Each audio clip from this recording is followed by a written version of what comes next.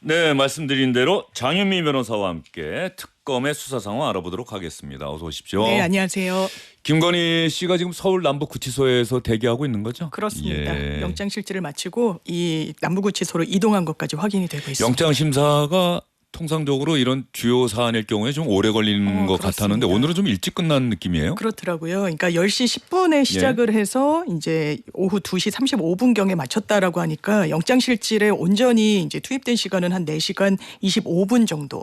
그러니까 PPT도 상당히 많이 양쪽이 준비를 했다라고 하고 의견서만도 이제 특검 측의 의견서가 800페이지가 넘는다. 거의 막 900페이지에 육박한다라고 했는데 비교적 쟁점은 이제 혐의가 3가지다 보니까 간이하게 좀 쟁점 정리가 돼서 그렇게 예상했던 것보다 시간이 많이 초과되지는 않은 것 같습니다. 김건희 씨 측이 시간을 많이 쓰지 않은 것 같아요. 그렇습니다. 예. PPT도 1시간 분량으로 준비했다라고 미리 했고 예. 이제 김건희 씨가 직접 발언을 한 시간은 한 5분경으로 지금 나오고 또 있어서 직접 본인이 5분 동안 이야기를 했답니까? 했다라고 합니다. 예. 증거인멸의 우려가 없고 이제 도주 우려가 없다라는 취지로 이야기를 한 것으로 지금 나오고 있어서 시간을 많은 부분을 항변하는데 할애한 것 같지는 않아 보입니다. 건강 문제도 아마 얘기를 했을 가능성이 있겠죠? 매우 높아 보입니다. 예. 그 전에도 사실 특검 수사를 미뤘을 때 이 요인 중에 하나가 입원 치료가 필요하다는 이유였고 실제로 입원 가료를 받았었기 때문에 이 부분도 구속영장 발부의 가능성을 좀 낮추기 위한 하나의 좀 사실관계로 제시했을 가능성이 제기되고 있습니다. 김건희 씨가 지난번에 조사받고 나올 때 기자들이 질문 던지니까 변호인이 건강이 아주 안 좋은 상태다. 양해 바란다. 그러지 않았습니까? 그것도 어떻게 보면 변호인으로서는 전략 아닌 전략으로 보여서 이제 여론전을 펼 때 건강이 좋지 않고 구속 수감이 되기에는 너무나 지금 이제 상황이 좋지 않다라는 걸 넌지시 좀 암시하고자 했던 의도도 있어 보입니다. 예, 그러면 김건희 씨가 오늘 영장 심사에 출석할 때 기자들의 질문에 대답을 했는지 뭐 대답을 하지 않았다 이미 기사는 많이 나왔는데 그 당시 영상 좀 보고 나서 장윤미 변호사와 계속해서 이야기를 나눠보도록 하겠습니다. 말씀하셨던 아무것도 아닌 사람 의미가 뭐였습니까? 명품 선물 관련 사실대로 진술한 거 맞나요? 김건희 엑셀 파일 본 적 있으십니까? 명품 시계는 왜 사달라고 했습니까? 명품 인삼차 여론조사 대가서 예, 그 짧은 시간에 기자들이 참 많이 물어보는데 참 명품이란 얘기가 많이 나오네요. 네. 예, 이거 듣는 우리 청취자분들 또 보고 계시는 시청자분들 참 어떤 생각이 드실지 모르겠습니다. 대한민국 대통령의 부인이 지금 특검의 수사를 받고 있는데 영장 심사까지 받고 있는데 기자들의 질문은 명품에 집중되고 있다. 네. 그런데 오늘 김건희 특검의 오후 브리핑에서 주목할 만한 내용이 나왔어요. 맞습니다. 그렇죠? 그렇습니다. 목걸이 관련 행방을 찾았다는 건데요. 지금까지 나토 순방 때 이 착용했던 목걸이와 관련해서 첫 소환 때 명시적으로 그 부분도 수사 대상이라고 특검이 이제 기재를 했었고 이번 영장 실질에는 포함이 되진 않았지만 그 혐의가 증거를 아주 이제 없애려고 하는 하나의 강력한 정황으로 특검이 봤기 때문에 그 목걸이 실물을 냈다라는 겁니다. 그러면 본인은 모조품을 2010년도에 홍콩 가품 시장에서 사서 어머니께 드렸다라고 했는데 진품이 2015년도 11월에 나온 부분이라는 거 아닙니까? 이미 거짓말이 드러난 상황에서 특검은 모조품은 수사를 교란시키기 위해서 이른바 거기다 심어놨다라는 인상을 가졌던 것 같아요. 김 씨의 인척집에서 그렇습니다. 압수수색 한 거죠? 정확하게는 오빠의 장모 집에서 나왔습니다. 그러니까 그 목걸이의 행방을 찾는데 이 목걸이가 대단히 고가입니다. 6천만 원 상당이고 지금은 8천만 원이라고 하고요. 자동차 값이네요. 그렇습니다. 그러니까 한국에 몇 점 안 들어온 거예요. 그래서 이걸 누가 그 당시에 그 즈음에 사갔는지를 봤더니 대통령 당선 이후 윤 전 대통령이 당선된 이후 그리고 나토 순방에 가기 직전에 준 그 목걸이의 시리얼 넘버를 확보를 한 겁니다. 누가 사갔느냐. 서해건설의 총괄 비서실장이 사갔다는 겁니다. 서해건설의 회장이 산 게 아니라 비서실장이 샀다. 그렇습니다. 그런데 사는 과정 중에서는 위에 사장으로 추정되는 인물과 계속 통화를 했고 이게 우리가 생각했던 예산을 좀 초과한다라고 했고 사는 과정도 이 비서실장이 처음부터 온 게 아니라 그 모친이 그 브랜드의 VIP 고객이었다고 합니다. 모친 명의로 샀다는 겁니까? 그렇습니다.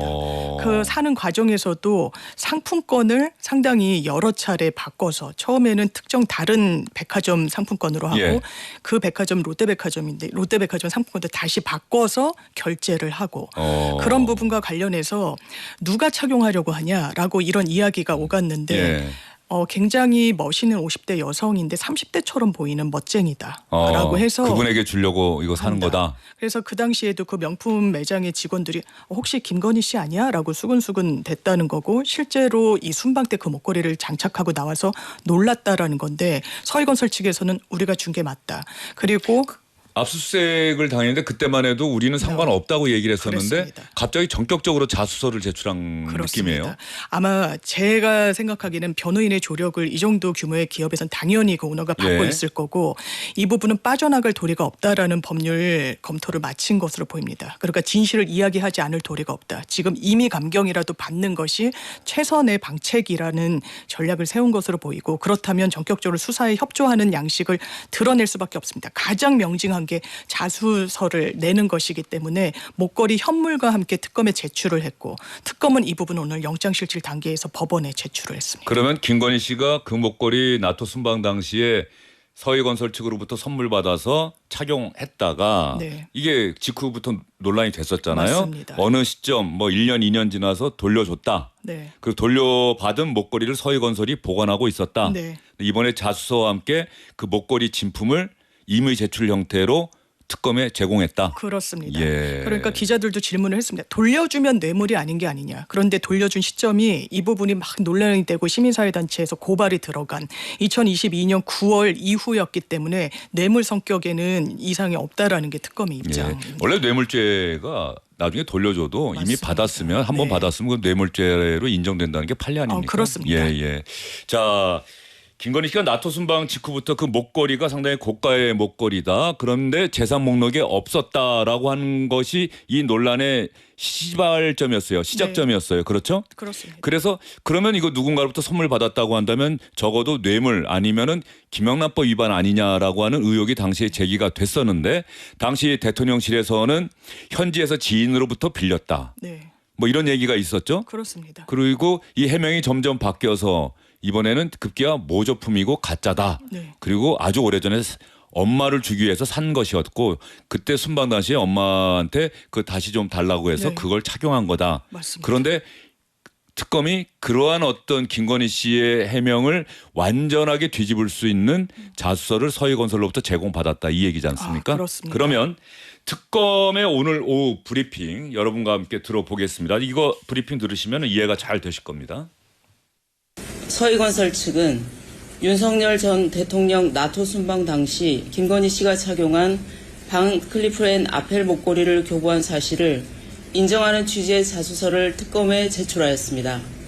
특검은 서희건설 측이 김건희 씨에게 교부하였다가 몇 년 뒤 돌려받아 보관 중이던 목걸이 진품 실물을 이미 제출받아 압수하였습니다.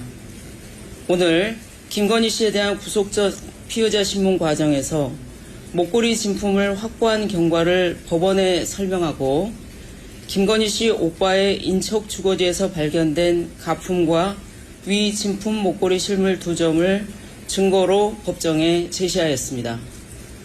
특검은 김건희 씨가 대통령 취임 직후 서희건설 측으로부터 목걸이 진품을 교부받아 나토 순방 당시 착용한 것이 분명함에도 특검 수사 과정에서 자신이 착용한 제품이 20년 전 홍콩에서 구매한 가품이라고 진술하고 압수수색 과정에서 이와 동일한 모델의 가품이 김건희 씨 오빠의 인척 주거지에서 발견된 경우에 대하여 철저히 수사할 예정이며 네, 철저히 수사할 예정이며 김건희 씨를 비롯한 모든 관련자의 수사 방해, 증거 인멸 혐의를 명확하게 규명하겠다고 오정희 특검보가 강조를 했는데 자 여기서 드는 궁금증이요.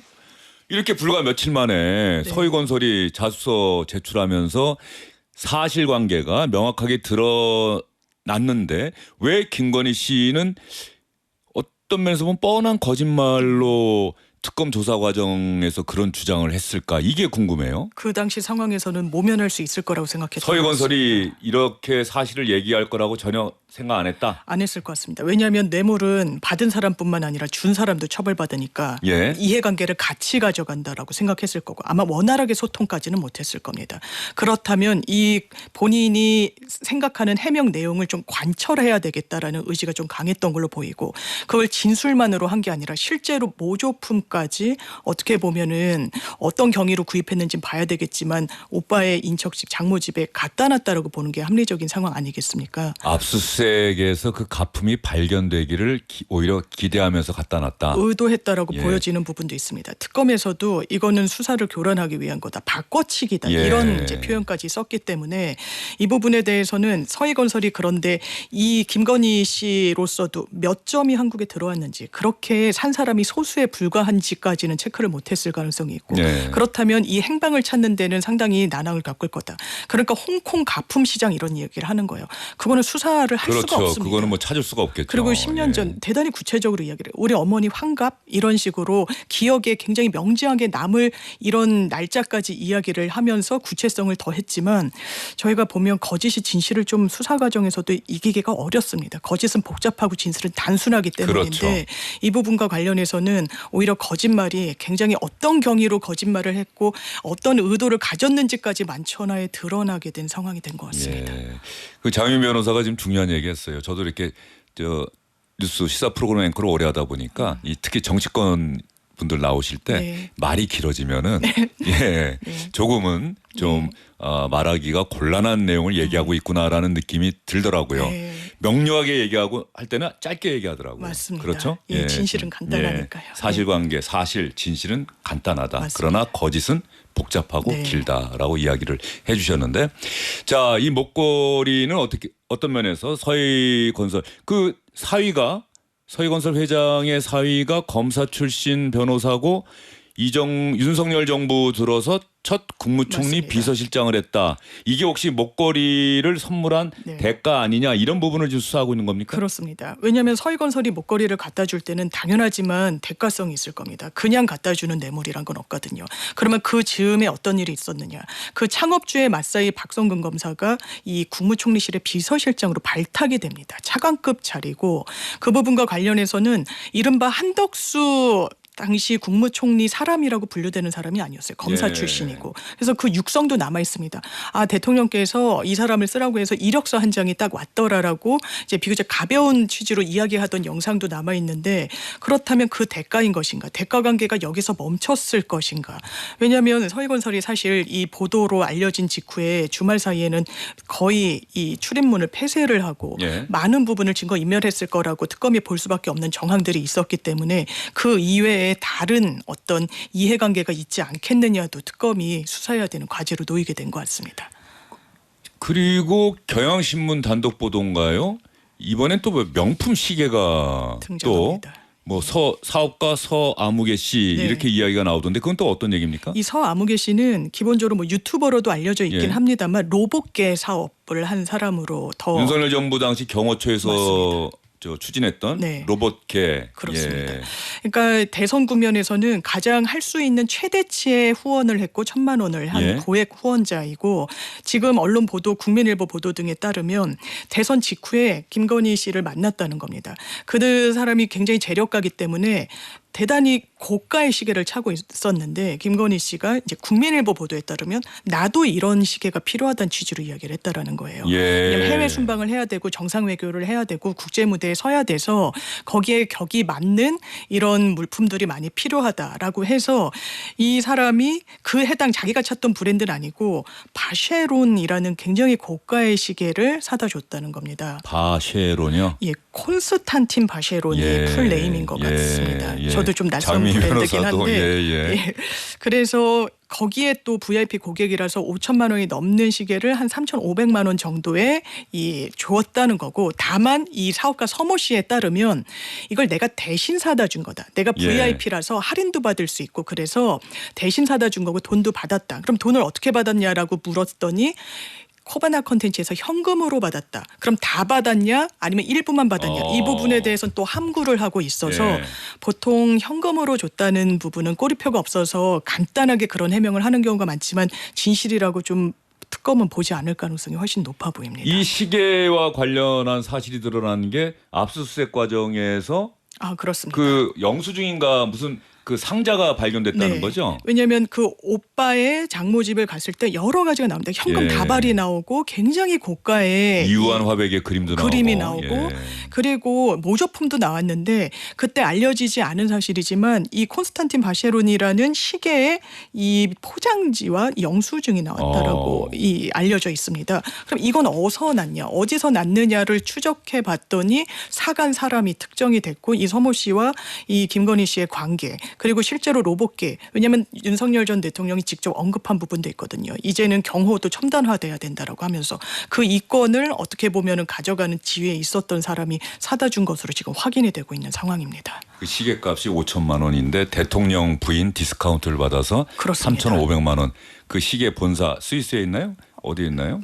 하여튼 본사한테 연락을 해서 대통령 부인, 한국의 대통령 네. 부인이 찰 시계다. 그래서 디스카운트를 받았다는 네. 게 그 사업가 서모 씨의 주장이라는 거죠. 네, 보도에 따르면 이 김건희 씨가 직접 그 매장 직원과 통화도 했다라고 알려져 있습니다. 예. 자, 김건희 특검의 수사가 상당히 빠른 속도로 진행되고 있는 것 같고 영장까지 청구해서 오늘 영장 심사 받았는데 어떻게 전망하세요? 대통령 전직 대통령과 부인이 동시에 구속된다. 참 네. 사상 초유의 일인데 말이죠. 참담한 일이고 예. 헌정사에서 볼 수 없었던 광경인데 그렇다면 배우자인 윤석열 전 대통령이 현재 구속 수감돼 있기 때문에 그 부분에 대한 어떤 법적 고려가 있어서 김건희 씨에 대한 영장 가능성이 낮아질 것인가 발부. 예. 그래 보이진 않습니다. 워낙에 본인이 주도적으로 했다라고 보여지는 부분이 있고요. 특히 세 개의 혐의 중에 하나인 도이치모터스 주가 조작과 관련해서는 방조범도 아니고 공범으로 영장이 예. 적시가 됐는데 이거는 윤석열 전 대통령과 결혼하기 이전에 또 상황입니다. 그렇다면 단독 이 윤석열 전 대통령과 공범으로 적시된 혐의도 있지만 본인이 단독으로 그 비난 가능성이 매우 높은 네. 자본시장을 교란하는 범죄에 또 혐의를 받고 있어서 아마 윤 전 대통령이 수감된 부분이 좋은 영향으로 미치진 않을 거고 둘 다 수감될 가능성이 현재 법조계에서는 조금 더 높은 중론인 것 같습니다.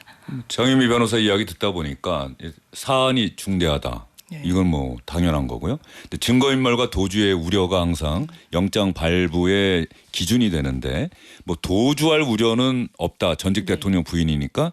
그런데 증거인멸은 오늘 특검이 그 목걸이 진품과 가품 동시에 제시하면서 자 보십시오 판사님 이렇게 지금 피의자겠죠. 김건희 씨는 이렇게 증거를 인멸하고 수사를 방해하는 행위를 했다. 불구속 상태로 계속 있다고 한다면 이러한 행위가 계속될 것이다. 네. 이렇게 주장을 했겠네요. 그렇습니다. 예. 뿐만 아니라 탄핵 전에는 노트북을 포맷하고요. 윤 전 대통령이 탄핵된 이후에는 휴대전화를 초기화합니다. 그 측근들도 동시에. 본인만 예. 한 게 아니라 그 행정관들도 같이 했고 그 행정관들은 지금도 코바나 컨텐츠로 지금 출근을 하고 있기 때문에 입을 맞추거나 같이 증거인멸을 공모할 가능성이 매우 높다라는 게 또 영장에 적시된 특검의 입장입니다. 그리고 그 김건희 씨의 집사라는 그런 이름으로 불리는 김혜성 예. 씨가 베트남으로부터 지금 귀국행 비행기를 타서 오늘 오후에 귀국하는 즉시 체포하겠다고 특검은 밝혔는데 그 그렇습니다. 부분도 앞으로 또 김건희 씨 수사에 상당한 변곡점이 될 것 같아요.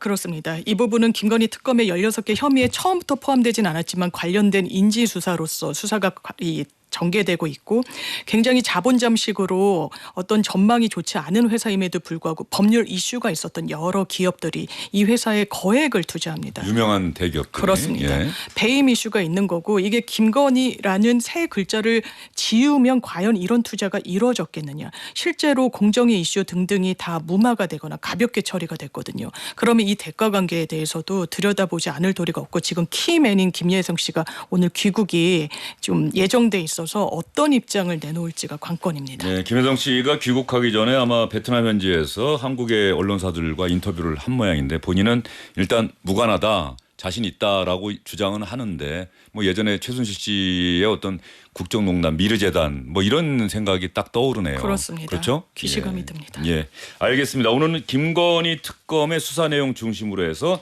장유미 변호사와 함께 특검 브리핑 해드렸습니다. 수고 많으셨어요. 감사합니다. 네.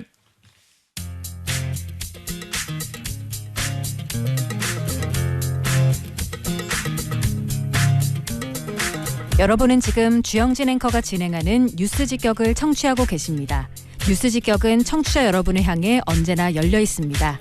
100원의 정보 이용료가 부과되는 유료 문자 샵 1035, 인터넷 라디오 고릴라 게시판과 유튜브 채팅창을 이용해 다양한 의견 보내주세요. SBS 러브 FM 주영진의 뉴스 직격.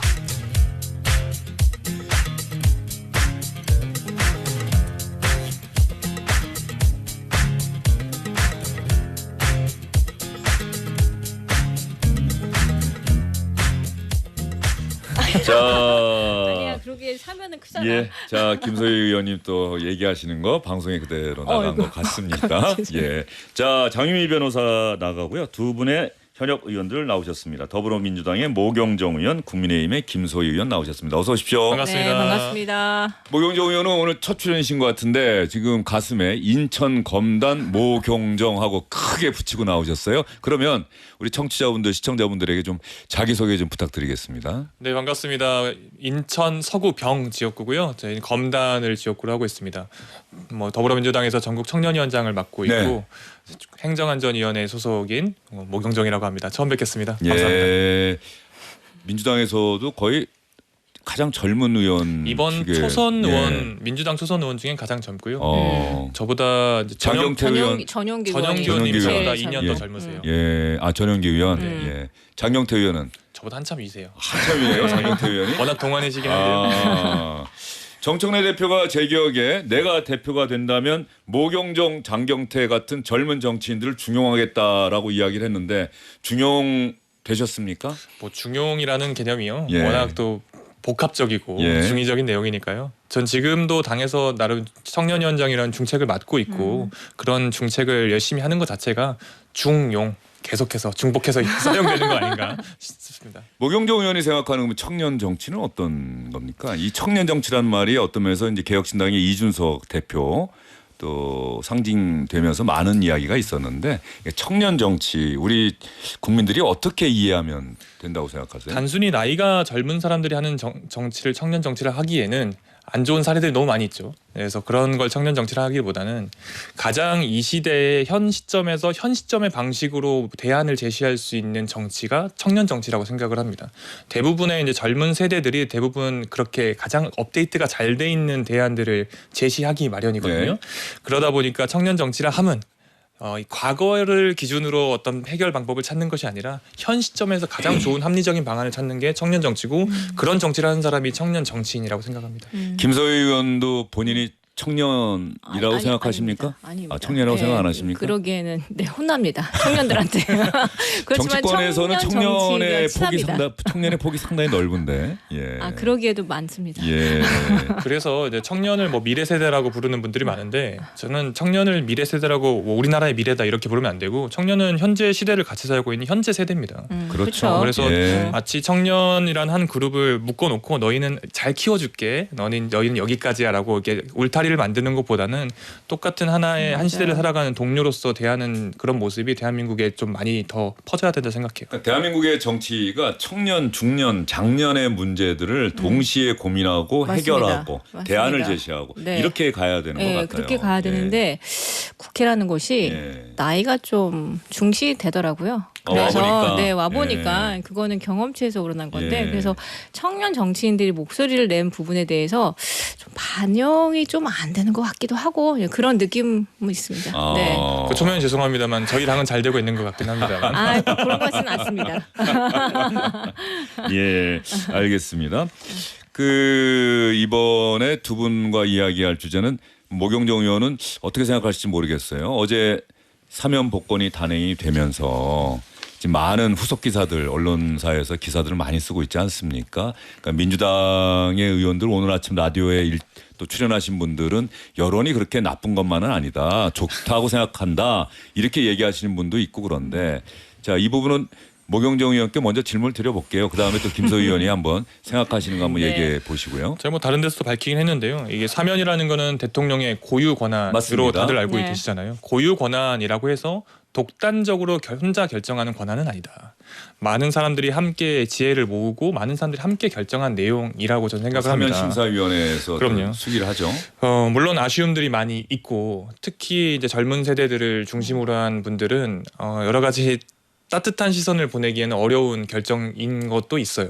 그러나 이제 정권 초기에 할 수 있는 대통합의 그런 명분과 그리고 대통령의 측근이나 여당 인사가 아니라 야당 인사, 심지어는 국민의힘에서 우리 송원석 원내대표가 직접 요청하셨던 분들까지도 사면을 해서 대통합의 의지를 보이는 데에 어떤 방점이 있었던 것 같고요. 정치인 몇십 명에 주목하는 것도 좋겠지만 민생 경제 사범이나 여러 가지 많은 수십만 명의 여러 가지 혜택을 보고 계시는 분들이 있다는 점을 강조하고 싶고요. 마지막으로 제일 중요한 것은 사면을 한 것도 중요하지만 사면을 당한 분들의 앞으로의 행보가 중요합니다. 그분들이 남들이 받기 어려운 그런 기회를 받았으므로 네. 본인이 어떤 기회를 국가로부터 또는 현 정부로부터 또는 국민으로부터 받았는지를 엄격하게 더 냉정하게 판단을 스스로 하시고 향후 행보에 그 부분을 녹여내셔야 된다고 생각을 합니다. 예. 자, 모경정 의원 이야기, 집권당의 모경정 의원의 이야기를 들으셨는데 김소 의원은 이번 사면 복권 아무래도 조국 전 대표, 윤미향 네. 전 의원에 좀 집중하는 것 같던데. 네, 국민의힘은. 뭐 그 두 분 때문에라도 뭐 국민들이 분노를 많이 하셨던 사건이기도 한데요. 저는 처음에는 이재명 대표님이 참 야당복이 많다 이렇게 생각을 했습니다. 네. 저희가 하도 못하고 있어가지고. 네.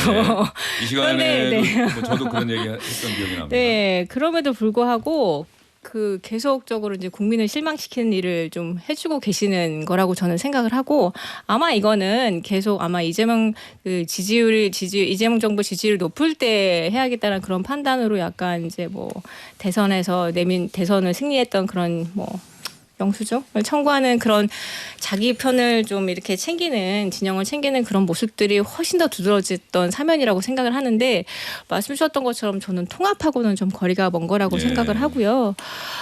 대표적으로 이제 조국 그분이 계시죠. 그분은 국민 통합하고는 거리가 먼 분이고 그분으로 인해서 여전히 분노하고 있는 그 입시생들은 그때 당시의 기억을 잊지 못하고 있습니다. 네. 그리고 지금 뭐 서울시의 맘카페는 난리가 났죠. 아마 그거는 아마 이번 정부 내내 발목을 잡을 거라고 저는 생각을 하고 입시 비리 아마 조국 전 대표 앞으로 정치 여정에도 네, 계속 나올 유죄 거예요. 확정됐던 그 범죄 혐의는 네. 아마 국민들을 어떻게 납득시키느냐가 조국 전 대표의 숙제이기도 할 거예요. 네. 예.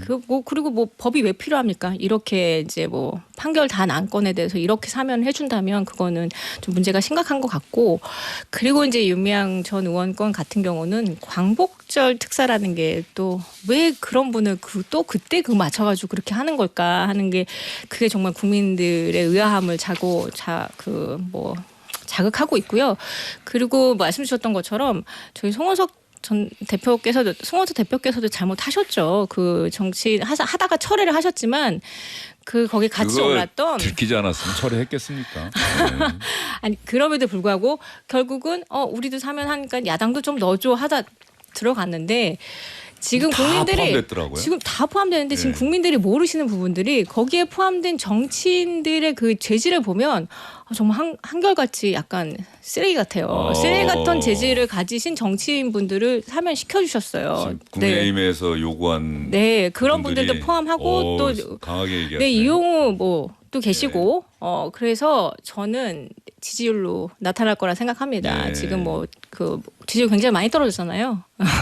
근데 이거 반영 안 됐을 거라고 보고 있고요. 그러니까 월요일에 어제 나온 리얼미터 정기여론 조사 결과 뭐 5점 몇 퍼센트 포인트 떨어졌는데 네, 이게 저는- 이제 반영되면은 네. 이번 주 금요일엔 또 광복절이라서 갤럽이 발표가 될지 모르겠습니다만 정기 여론조사 결과 나오면 아마 더 떨어질 것 같다. 왜냐하면 지난주 조사 때까지는 조국 정도까지만 얘기 나왔는데 그 다음에 윤미향 씨 포함됐고 지금 우리가 아는 정말 이상한 정치인들 다 포함됐잖아요. 그분들 빼고 다른 분들 하셨다면 저는 통합의 의미로 받아들였을 것 같은데 이게 정권이 바뀔 때마다 이렇게 참 이런 분들을 사면하고 있어서 실은 저희 윤석열 정부 때도 저희 그 강서구청장 사면시키면서 결국 저희가 국민들의 심판을 받지 않았습니까? 아마 똑같이 국민들의 심판을 받으실 거예요. 저희 정부를 윤석열 정부를 따라하실 필요가 없는데 왜 굳이 따라하시는지 모르겠습니다. 하고 바로 또 출마를 바로 출마시켜가지고 예. 국민의 심판 받았잖아요. 제가 대부분의 말씀에 제가 동의를 하는데 반박을 하나 해야겠어요. 예. 일단 기본적으로 조국 전 장관, 조국 전 대표는 민주당의 인사가 아닙니다. 그렇기 때문에 뭐 김태우 전 이제 강서구청장 후보자랑은 매우 결이 다르다. 그리고 이분이 뭐 출마를 하실지 안 할지는 모르겠지만 제가 다시 한번 말씀드리지만 결국은 이번에 사면되신 분들이 앞으로 어떤 모습을 보이는지가 중요할 것 같아요. 물론 아까 말씀하신 것처럼 이미 이제 뭐 지지율로 현 정부의 사면 결과에 대해서 국민들의 여러 가지 평가가 있겠지만 네. 그것보다도 또는 그것만큼 중요한 게 그분들의 모습입니다. 그분들의 모습에 좀 더 한번 주목해보고 그 이후에 좀 평가를 해도 늦지 않을 것 같습니다. 그러기에는 박지원 의원께서 바로 이제 통합한다는 예. 민주당과 조국혁신당이 합당 얘기가 합당 얘기도 언론에 하시고 슬슬 나오더라고요. 뭐 그런 이야기야 뭐 개인적으로 할 수도 있겠죠. 근데 네. 그 당과 당을 합친다는 게 그 소리가 이제 나올 수는 있지만 쉽지 않은 건 더 아시잖아요. 예. 원래 당과 당이 합친다는 건 그냥 단순히 물리적인 결합뿐만 아니라 화학적인 결합까지 이루어져야 되는데 뭐 예를 들어서 지금 현재 국민의힘하고 어떤 비슷한 당이 있다고 해서 예. 뭐 합쳐야 된다. 뭐 개혁신당이랑 합쳐야 된다. 이런 이야기 국민의힘 내부에서도 나오긴 하지만 쉽지 않은 거 다 아시지 않습니까? 그래서 더 뭐 말은 나올 수 있지만 요원하다. 모경정 의원 생각합니다. 생각은 어떠세요? 조국혁신당과 민주당의 합당. 뭐 찬성합니까? 아니면 반대합니까? 판단을 뭐 굳이 내릴 필요가 없다 생각합니다. 예. 저는 민주당 사람이고요. 민주당 내에서 충분히 많은 일들을 잘 하고 있다 생각을 하고 거기에 뭐 플러스 알파를 해야 되는 지점이 뭐가 있는지를 좀 살펴봐야 되는데 아직까지는 민주당이 민주당 역할을 잘하고 있고 또는 그 상대 당사자인 상대 그 당도 본인들의 역할을 잘하고 계시는데 굳이 이렇게 합칠 이유가 벌써부터 있을까 싶고요. 더 나아가서 이게 결국 상대 당 입장에서도 내부에서도 여러 이야기가 나오는 걸로 알고 있어요. 물론 비율 차이는 있긴 하겠지만 그렇기 때문에 뭐 그쪽 입장에서 막 완전하게 한 목소리가 나오는 것도 아닌데 뭐 굳이 저희가 먼저 나서서 그 이야기를 꺼낼 필요는 없다 생각합니다. 예. 민주당 의원 한두 번 만나서 이야기를 들어봤더니 혁신당 쪽에서는 합당하기를 바라는 기류가 있는데 민주당으로서는 좀 고민을 해봐야 될 것 같다. 뭐 이런 얘기들을 하더라고요. 한 가지 이제 그 여러 가지 현상에 대한 분석 말고 예. 그냥 당위적으로 봤을 때 대한민국 정치가 좀 더 다양성을 띠기 위해서는 많은 당들이 정당의 다당제로 가는 그런 과정이 전 필요하다고 개인적으로 생각합니다. 그렇기 때문에 굳이 합치지 않아도 뭐 독일 같은 경우도 맞아요. 여러 당들이 있는데 맞아요. 그 사이에서 여러 가지 연대가 이루어지고 연립정부. 좋은 네. 정치가 그 안에서 또 피어나거든요. 각 정당마다 좀 건강하고 건전한 정치를 할 수 있는 토대가 마련되는 게 더 우선이지 합당을 하네 만에 뭐 분당을 해야 되네 맞아요. 이런 이야기는 좀 다음 이야기인 것 같습니다. 김소희 의원 뭐 저도 적극 같은 공감하시네요. 생각입니다. 예. 네, 독일의 대한정당 같이 예. 극우 정당이 생기면 저희가 예. 이렇게 막 지적을 안 받겠죠. 국민의힘이 좀 당이 생각하는 것의 차이대로 좀 국민의힘이 나뉘어져야 된다고 생각하세요? 통합돼야 한다고 아니 지금 생각하세요? 이제 뭐 거리에서 예. 뭐 그래도 당원분들 만나면 예. 빨리 분당 안 하고 뭐하냐 이렇게 지적하시는 분들이 너무 많아요. 특히 수도권은. 예. 근데 말씀 주신 것처럼 예전에 유승민 전 의원이 하셨던 것처럼 분당의 절차가 쉽지는 않고 예. 그럼에도 불구하고 지금 모경정 의원 말씀하신 것처럼 좀 다양한 극자부터 극우까지 그 중간에 이제 중도도 포함해가지고 그런 식으로 독일처럼 그런 정당들이 좀 다양하면 의견을 표출할 수 있는 그런 창구가 좀 여러 개 생기지 않을까 그런 생각을 해봤습니다. 알겠습니다. 사면복권 이야기하다가 또 다당제 이야기까지 청년 정치 이야기도 했었는데 말이죠. 그러면 두 분의 이야기 들었습니다마는 양쪽 당의 여당과 제1야당의 사면과 복권에 관한 이야기 한번 들어보겠습니다. 먼저 민주당의 전현희 최고위원 오늘 아침 SBS 라디오에 출연했던 것 같은데 한번 들어볼까요? 사면이 결정적으로 지지율 떨어지는 배경이다 이렇게 보지는 않고요. 예. 네, 뭐 일부 또 좀 정권 초기에 정치인 사면은 좀 적절하지 않지 않냐 이런 예. 주장도 하시는 분도 계시긴 하지만 전반적으로 이 사면에 대해서는 크게 여론은 나쁘지 않다 이렇게 생각합니다. 예. 오히려 이런 지지율이 떨어진 것은 지금 가장 중요한 것은 경제 문제다 이렇게 생각합니다. 여론이 나쁘지는 않다. 오히려 이재명 대통령의 지지율이 떨어진 건 경제 문제다. 자, 아까 그 얘기 좀 이따가 제가 질문 드릴게요. 이번엔 송원석 국민의힘 비대위원장 이야기 한번 들어보겠습니다. 이토록 아름다운 부산에 입시 비리범 조국 전 장관이 내년 부산시장 출마설 이야기가 나오는 걸 보면 황당하기도 하고 안타깝기도 합니다. 누구보다 정의로운 부산 시민의 자존심을 크게 상하게 하는 정략적인 발상이라고 생각합니다. 조국 전 장관은 사면된 것 자체가 국민들과 부산 시민들을 우롱하는 처사입니다. 이제 국민의힘이 부울경을 지키겠습니다. 예, 국민의힘이 부울경을 지키겠다. 오늘 아마 부산 경남 네. 합동연설회가 있는 거죠? 전당대회. 예, 네. 예.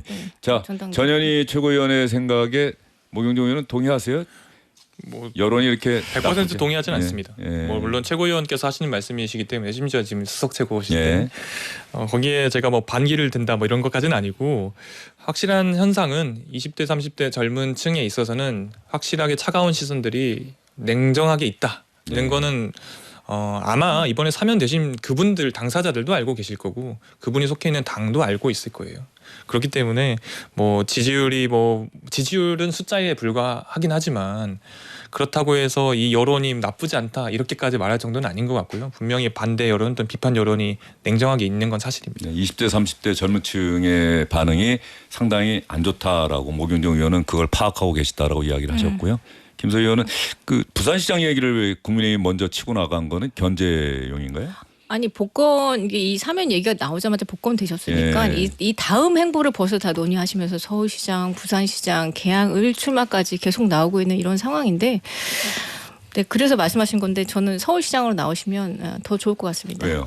지금 서울시에서는 서울시 여론은 어쨌든 제가 앞서 말씀드렸다시피 맘카페에서는 지금 예. 장난 아니거든요. 아, 이번에 또 맘카페 네. 그리고 거기 반응도 안 여론은 좋다. 그리고 20대 30대들이 그리고 그 시대의 입시생들을 같이 데리고 있었던 부모들은 다 공감하는 이슈입니다. 네. 네, 입시 비리는 진짜 큰 이슈였거든요. 공정과 상식이라고 하는 그 두 개의 가치를 생각하게 하는 사안이었죠. 그렇죠. 아마 모경종 의원도 뭐 그 부분이 모경종 의원이 정치를 하는 가장 큰 이유 중에 하나가 아닐까요? 공정과 상식. 그럼요. 그 예. 공정이란 단어는 윤석열 씨도 똑같이 예. 이야기했잖아요. 그 정치적으로 판단 자체가 안 되시는 그분 자체도 공정이 얼마나 중요한지 아시는 분이었거든요. 예.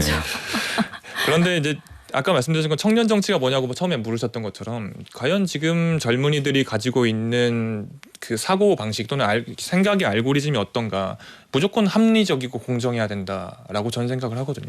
그 부분에 있어서 많은 부분이 아직 좀 해소가 되지 않은 부분이 있기 때문에 그 부분을 잘 챙겨 나가셨으면 좋겠고 굳이 이제 송원석 원내대표 말씀을 좀 이야기를 하자면 뭐 부산시장 이야기 그리고 방금 김소희 의원이 말씀하신 서울시장 이야기 조국 전 대표가 이야기한 건 아니잖아요. 예. 그래서 그냥 주변에서 여러 가지 이런저런 이야기를 하마평에 오르고 하는 것 자체 가지고 너무 그 제1 야당의 대표 원내대표께서 그 당대표 직무대행께서 그렇게까지 예민하게 반응하실 필요 없고 국민의힘이 부산에서 많이 힘들어지고 있는 거는 당연히 이해합니다만은 이제 와서 막 부울경 단어는 거의 금기어 아닌가요? 부울경 메가시티부터.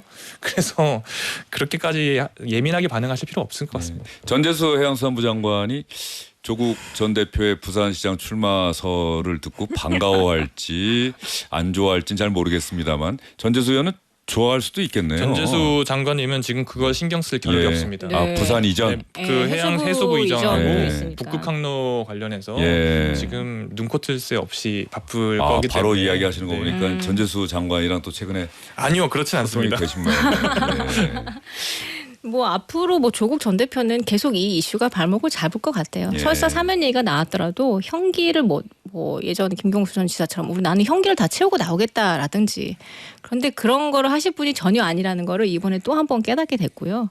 아시는 것처럼 입시 비리뿐만 있는 것도 아니라 본인이 교수 시절에 공정과 상식 얘기하면서 본인 자식들은 다 그렇게 했고 민정수석 시절에는 뭐 인사를 부정하게 했고 뭐 장관 시절에는 또 증거 인멸까지 했습니다. 그래서 본인이 공직을 맡을 때마다 이상한 짓을 하셨던 분이기 때문에 그런 부분에 대해서는 계속적으로 알려드려야 될 것 같고 계속 이 부분은 발목을 잡을 겁니다. 예, 국민의힘 오늘 부산 합동연설에 전한길 씨는 뭐 들어가지 않았다, 이제 못 들어오게 해서 대승적으로 수용했다라고 그래서 하더라고요. 외곽에서 계속 전한길 TV 뭐 방송을 네. 하긴 하는 것 같던데 네. 이 국민의힘 대표 경선 최고위원 경선이 왜 전한길 씨 경선처럼 돼버렸어요? 그러니까 너무 속상하고요. 예. 저는 이 사단이 벌어진 거에 대해서 지도부가 초반에 너무 안이하게 대응한 것 같아서 지금 매우 화가 나고요. 송원석 비대위원장이 처음에 뭐 개인의 입당 갖고 그러니까요. 호들갑 떨일 아니다고 네. 이야기를 했는데 그러다가 이제 의원님들이 국내의힘 내부 그룹에서 이거 문제 있다 어떻게 해라 하니까 그때 조금 움직이기 시작하셨는데 저 이번에 그 윤리위도 소명하라고 한 것 자체도 저는 지금 화가 납니다. 이런 활동 이런 어쨌든 이상한 전당대회를 망친 행동을 했으면 그 자리에서 바로 제명하는 게 맞고요. 네. 여기에 무슨 소명을 해요? 소명을 하긴 말도 안 되는 일이죠. 네. 김소희 의원은 누가 대표가 될 것 같습니까? 그게 지금 이 전당대회 대표로 나오신 이제 후보자분들 중에 이 소위 말해서 강성 아스팔트 강성 지지층에 기대서 하다 보니까 이 전한기 씨를 자꾸 소환하고 저희 지지율을 그분들이 받쳐주고 있어서 그렇게 나온 거잖아요. 그래서 그분들한테 기대고 있는 분들이 지금 뭐 될 가능성이 높은 거는 우리 경선 룰 때문이라고 저는 생각합니다. 80대 20. 80대 20. 예. 민주당 이렇게 잘 나가는 중에도 여론 30% 받잖아요. 예. 그럼 저희도 경선 룰을 좀 바꿔서 국민 여론을 반영할 수 있는 정도가 돼야지 저희가 한번 뭐 개혁을 해보든지 혁신해보든지 할 텐데 지금 저희 경선 룰이 이렇다 보니까 그 강성 지지층들이 지지하고 있는 그 사람들 눈을 보는 후보자들이 계속 그렇게 행동할 수밖에 없는 이런 상황들이 조금 답답하죠. 예, 그 정치를 해보면 말이죠. 그 두 분은 직접 하고 계시니까 이게 어려운 부분인데 요즘 당원 주권 얘기가 많이 나오잖아요. 그런데 당원의 수가 아무리 많다고 해도 국민의 수, 유권자 수만큼 될 수는 없잖아요. 그렇죠? 근데 당심이 민심이다라고 이야기하는 게 그래서 어떤 때는 위험할 수도 있다. 그러니까 당원들이 당의 주인이라고 하는 얘기는 지극히 당연한데 그 정당은 정권을 잡기 위해서는 국민의 마음을 사로잡아야 하는 것이지 당원들의 마음을 사로잡는 건 뭐 기본적인 전제잖아요. 그렇죠? 저는 근데 이게 정치의 스펙트럼, 정치의 패러다임이 좀 많이 바뀌었다고 저는 생각을 하거든요. 저희가 어렸을 때부터 봐왔던 그런 정치와 제가 지금 현업으로 하고 있는 정치를 비교해 보면 흔히 말하는 이제 대중정당의 시대가 펼쳐졌다고 생각을 해요. 그렇기 때문에 특히 민주당 같은 경우도 부인할 수 없는 대중정당이거든요. 그러면 숫자가 어떻든 간에 대한민국 국민을 닮은 꼴 정당이 될 수밖에 없고 그렇게 되었다고 생각을 합니다. 그렇기 때문에 당원 수가 늘어나면서 국민의 닮은 꼴이 된다. 그렇죠. 우리가 원래 여론조사를 하더라도 우리 통계학에서도 보면 표본의 숫자보다 중요한 건 표본의 구성이 더 중요한 거거든요. 그렇죠. 그렇기 때문에 우리 민주당은 그런 국민 닮은 꼴 정당이 되어 가고 있고 어느 정도 궤도 위에 올라왔다고 저는 생각을 하기 때문에 당심이 민심이다가 이때는 좀 적용이 되지 않나 싶고요. 반면에 어떤 그런 당이 나쁘다는 게 아니라 어떤 특수한 목적을 띠고 있고 특정 주제를 가지고 모여 있는 정당이라면 그렇게 되기가 쉽진 않겠죠. 또 반대로 좀 이상한 세력들이 같이 함께하고 있는 정당이라면 그 국민 닮은 꼴 정당이 아니라 안 닮은 꼴 정당이 되겠죠. 근데 그러기에는 민주당의 지금 정청래 대표께서는 그 강성 지지층이 그 압도적인 지지를 얻고 거의 뭐 배 이상으로 박찬대 후보한테 이겼잖아요. 그래서 그 강성 지지층의 요구 사항에 맞춰서 지금 그 여당임에도 불구하고 야당과의 협치를 전혀 안 하시려고 하고 그 모양새를 보니까 또 갑자기 또 윤석열 전 대통령이 소환되는 그런 모습이 보이거든요. 근데 여당이라면 야당과 협치할 수 있는 그런 뭔가 모션이나 액션을 취하셔야 되는데 지금 너무 강성 지지층에 기대서 그렇게 행동을 하시는 게 아닌가 하는 생각이 들고 그 강성 지지층이 국민을 대표하는 건가? 그거는 또 아닐 거라는 생각이 들거든요. 예. 여기에 대해서 또 답변을 하셔야 될 것 같아요. 그렇게 충분히 예. 뭐 일리가 있는 지적일 예. 수 있는데요. 첫 번째로 팩트를 좀 짚어드리자면 첫 번째로 정청래 당대표는 박찬대 당대표 후보의 배로 이긴 건 아니고요. 20%포인트 이상. 그쵸, 예, 예. 20% 배는 아닙니다. 그렇기 때문에 어느 정도 그 차이가 커가지고 차이가 제가 그렇게 크지 않았다. 저는 그렇게 생각을 해요. 50을 기준으로 해서 플러스 마이너스 10이면요. 그리고 전당대회가 끝나고 나서 막 파열음이 계속 이어지지 않잖아요. 민주당은 비전을 두고 당대표 후보들이 경쟁을 했고 그 안에서 충분히 수기가 많이 이루어졌고 서로가 서로를 인정하면서 투표를 했기 때문에 예. 뭐 강성 지지층만의 이야기를 대변하는 당대표가 아니라 다시 또 박찬대 후보자를 지지했던 사람들, 정청래 후보자를 지지했던 사람이 다시 또 힘을 모아서 민주당 전체를 같이 이끌어 나가고 있다. 저는 그렇게 생각을 합니다. 예.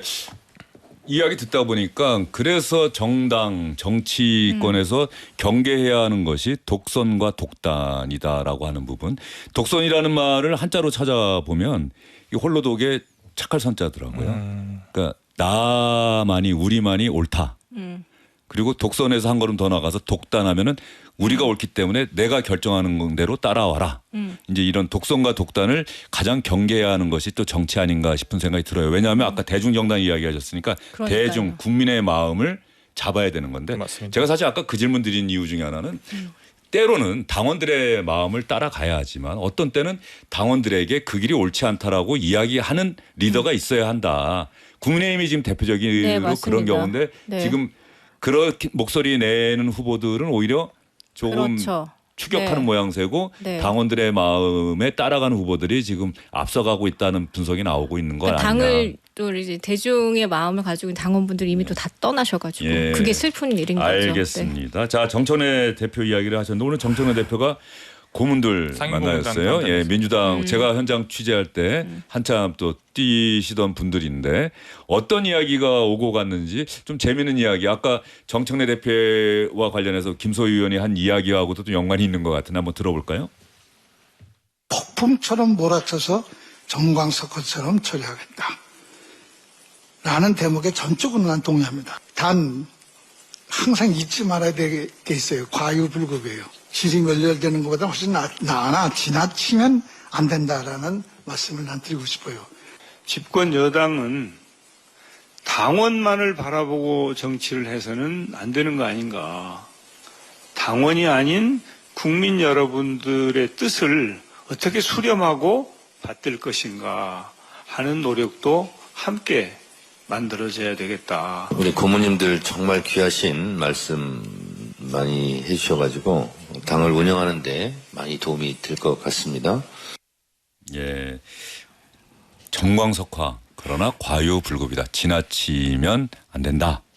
그리고 집권당은 당원들 뜻이 아니라 국민들을 바라봐야 되는 것 아니냐라고 하는 이런 고언이 있었고 정청래 대표가 경청하에서 수용하겠다. 앞으로 정기적으로 고문들 만나서 이런 이야기 듣겠다라고 이야기를 했는데 뭐 정청래 대표를 향한 이야기 또 여당을 향한 이야기 뭐 모경종 의원도 그렇게 들으셨을 것 같은데. 네, 뭐 그리고 당연히 지극히 지당하신 말씀들을 네. 해주셨고요. 이게 민주당이 좀 자랑할 만한 모습일 것 같기도 해요. 당의 큰 어르신들께서 큰 선배님들 대선배님들께서 당을 위한 이야기를 고언을 아끼지 않으시고 이 이야기를 받아들일 준비가 되어 있고 그걸 네. 잘 바탕으로 앞으로 나가는 게 민주당의 모습인 것 같습니다. 그리고 아까 뭐 정청래 대표가 국민의힘과 마치 이제 협치를 안 할 것 같이 이야기를 하셨는데 제가 알기로는 정청래 당대표는 국민의힘과 협치할 생각이 있습니다. 다만 전제 조건이 있는 거죠. 진정한 사과, 반성. 내란에 대해서 지금 아쉽게도 국민의힘 전당대회에서 보여지는 그런 모습들 말고 우리 김소희 의원님처럼 목소리 잘 내주시는 분들이 그리고 국민의힘에도 원로 대선배님들께서 어떤 당의 중진들께서 중심을 잘 잡아주시고 균형이 잘 맞는 그런 모습의 준비가 되면 얼마든지 협치를 할 수 있는 거 아니겠습니까? 예, 김소희 의원은. 정세균 전 총리께서 말씀하신 부분이 확 와닿았는데 국민을 바라보면 어쨌든 정부 여당은 그 실적을 내기 위해서라도 소수지만 소수 야당하고 협치를 해야 된다고 생각하는데 일단 사람이 아닌 분과는 악수를 할 수 없다 그런 발언 그런 너무 센 발언입니다. 좀 세긴 했습니다. 예. 센 발언입니다. 그래서 제가 그때 뭐가 오버랩 됐냐면 윤석열 전 대통령이 한동안 이재명 대표를 안 만나줬잖아요. 그러고 나서 이제 이재명 대통령이 한참 총선 지고 나서 현장에서 만났는데 예. 그때 장면이 오버랩이 되는 거예요. 결국은 그래서 이재명 대통령 되시자마자 야당과의 이제 그 영수회담을 바로 하셨잖아요. 그런 것처럼 어쨌든 당대표가 되셨으니까 저희 목소리도 좀 들어주셔야죠. 이거는 여당 대 야당의 모습 문제가 아니라 헌법 대 반헌법의 문제라고 저는 생각을 해요. 문희상 전 의장이 아까 저 이야기 말고 과유불급 이야기 말고도 지금 정치 자체가 멸실 붕괴된 상황 아니냐. 새로운 정치를 다 이야기하는데 이게 참 걱정된다는 취지로 이야기를 했더라고요. 사실 정치가 지금 없잖아요. 맞아요. 여당 맞습니다. 대표가 야당 제1야당을 상대하지 않겠다. 그것이 전제돼야 한다고. 그러니까 사실 지금 정치가 이루어지기는 대단히 어려운 이제 각 상임위 차원에서 여야 의원들의 정치만 존재하는 것 아닌가 싶은 생각도 좀 들어서 그런 우려의 목소리에 대해서 충분히 존중합니다만 예. 다시 한번 말씀드리지만 우리가 원칙은 공통적으로 이렇게 정리를 해야 될 게 너무나도 명확하게 있지 않습니까? 그 부분에 대해서 어렵지 않습니다. 제가 알기로는 국민의힘 내에서도 네. 그런 목소리 내주신 분들 많이 있는데 그분들께서 좀만 더 힘내서 국민의힘 지금도 특검은 돌아가고 예, 있으니까 예. 특검대로 이렇게 판단을 하시. 저는 특검을 믿고 있습니다. 잘 처리해 주시길. 김건희 특검법 반대하셨던 분. 국민의힘의 대표 경선이 지금 조금 모경정 의원이 이야기한 것과 좀 다른 결로 좀 가고 있는 것 같아서 그렇죠. 알겠습니다. 네. 그리고 국민의힘과 개혁신당이 국민임명식에 광복절 국민임명식에 또 불참하겠다고 그렇게 이야기를 해서 또 반쪽짜리 그거는, 임명식 되는 건 아니냐 뭐 이런 우려의 목소리도 또 나오고 있는 상황까지 이야기하고 오늘 두 분과는 여기서 인사를 드리도록 하겠습니다. 오늘 정말 반가웠고요. 말씀 잘 들었습니다. 네, 고맙습니다. 감사합니다. 주영진의 뉴스 직격 오늘은 여기까지입니다. 고맙습니다.